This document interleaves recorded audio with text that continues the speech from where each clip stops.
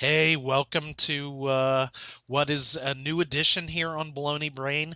This is going to be Weird Wednesday, and I'm John House for Baloney Brain with, of course, with suburban hobo Daryl House. And How are ya? what are you up to today? Well, I'm just living down here in South Florida, living the bitchin' good life. Well, I've just been reviewing the national or the international pole dancing championships. I was checking out the pictures from that. But My God, you're such so slimy. You know that. well, yeah, your beard is in its full splendor today, and it's Movember, so I'm doing my best to grow a mustache for Movember to raise money for testicular and prostate cancer. Is it a foo? Is it gonna be a foo? I'm trying to do the John Lennon thing from Uh, the Sergeant Pepper's album. I thought maybe this was in solidarity with the Cincinnati. Oh, never mind. I didn't mean to rub salt in a wound. Wow. Well, the first thing up for Weird Wednesday is, of course, now that the election's over, apparently a lot of the United States is ready to secede. I've been reading about that. In fact, I think we got scooped on this story by Kelly and Michael this morning on ABC. Well, the weird part of it is that it seems they've got a great idea because the Civil War worked out so well the first time. Well, that's absolutely true. But you know that Texas wants to secede, and they've got thousands and thousands of people signing the petition. But the story that I've been reading all day is pretty much about Texas. What I thought, if you go down to about the fourth or fifth paragraph in the story where I read it, Texas is not alone in this wish to secede from the United States. They're joined by Arkansas, South Carolina, Georgia, Missouri, Tennessee, Michigan, Colorado, Oregon, New Jersey, North Dakota, Montana, Indiana, Mississippi, Kentucky, North Carolina, Alabama, and New York. I think Florida's the only people that's hanging in there. Well, the uh, one of the amazing things is, it seems like I realize these are just petitions, but Cher and Donald Trump have got into it. I guess there's a petition going around to ask Macy's to not do any more business with Donald Trump after his election night social networking, and the petition has been signed by 460,000 people.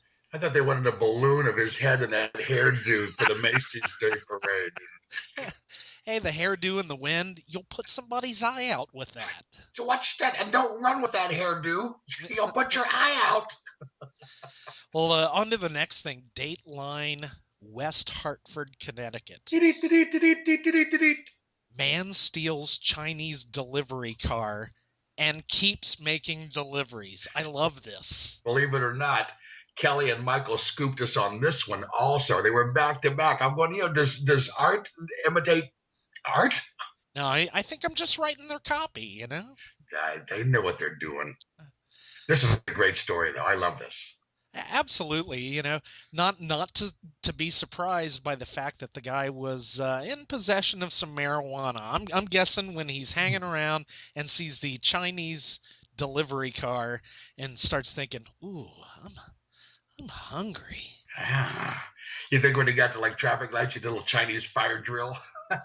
Well, Gets out and runs around the car real quick and has a fried wonton. I like Chinese. I like Chinese. what's funniest about it is the fact that he keeps making deliveries. Absolutely. And you know what? I wonder if the people tipped him or not. He's he's That's a what he was doing. Kept the he's a money and the tips. he's a very responsible car thief. Takes all kinds. I'm telling you, I love that. Did you happen to see the story about Jesse Jackson Jr. today? No, I did not. Oh, poor young man may have to resign his House of Representatives seat and possibly go to jail because of campaign fund inequality, things that he's been playing with the money in there. And one of the charges is that he used some of that money to try to get Blagojevich. But what I thought was the funniest part of this whole story, and if any of this can be funny, was that they have a special defender who specializes in high profile corruption cases. Well, it is Chicago, Only in Chicago. the home of vote early, vote often, even if you're dead. Well, what do you specialize? Well, I specialize in domestic abuse. Well, what do you specialize? I specialize in high profile corruption for politicians. And he's made a career of this. I'm guessing you can probably get top dollar for that. That's a step up from being a public defender. Well, you know what? They're using the money from the campaign contributions. You can't beat that. That's why they call it a war chest. Absolutely. I don't know if you saw this, but how about an 80-year-old priest allegedly bites off the ear of an 81-year-old priest after a fight over a parking space? Were there children involved? I can't make this stuff up.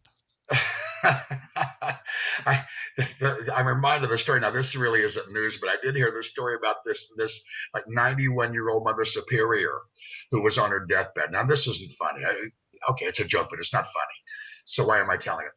But you know, all of the other nuns were gathered around her, trying to ease her pain and easing her entry into the next world, and they were trying to just do anything they could to make her feel better. So they brought her a cup of warm milk.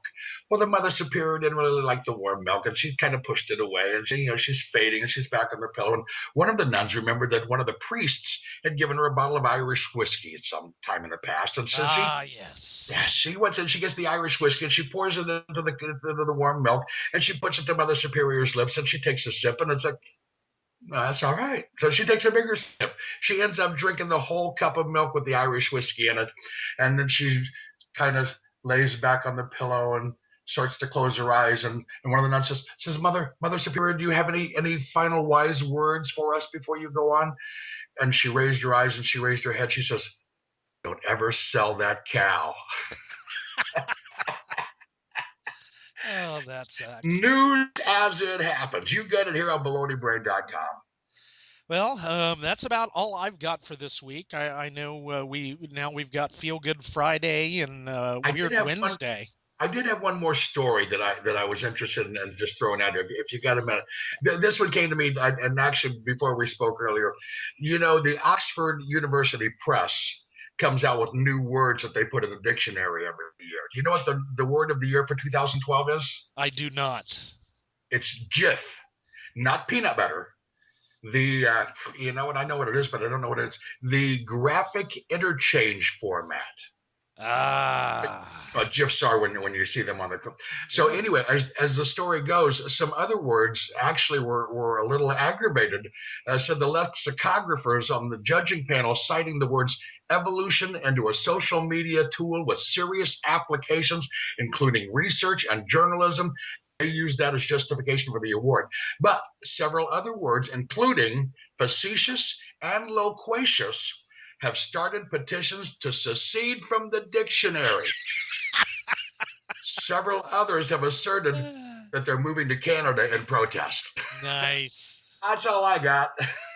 Well, we now that we've got Weird Wednesday and Feel Good Friday. Feel Good Friday. Now we've got to start like next Thursday. I don't know. Next week naked. I'm all about next week naked.